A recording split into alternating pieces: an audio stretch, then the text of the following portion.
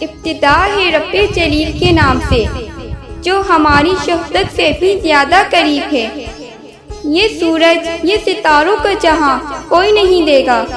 زمین کھوئی تو تم کو آمان کوئی نہیں لے گا۔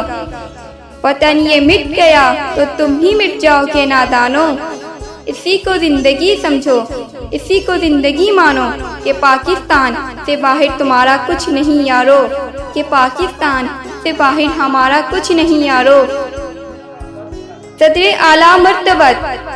میں جب تاریخ کا مطالعہ کرتی ہوں تو خود کو کئی بار پیچھے محسوس کر کے میں دیکھتی ہوں۔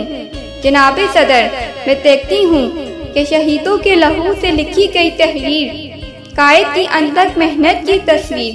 اقبال کے خواب کی تعبیر، میرا پاکستان لہو لہان جب ظلم و جبر کے شکنجوں کو توڑ کر دنیا کے نقشے پر روشنی بن کر ابھرتا ہے تو لوگ چل کر کہتے ہیں کہ چند ماہ سال سے زیادہ جم نہ پائے گا